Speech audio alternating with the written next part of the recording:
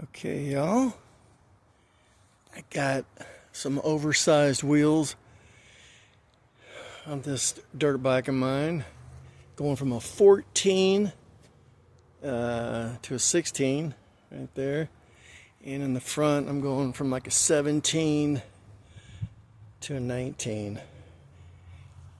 And I got some Renthal handlebars I'm going to put on here too. I think they're bent a little bit. It's a 125.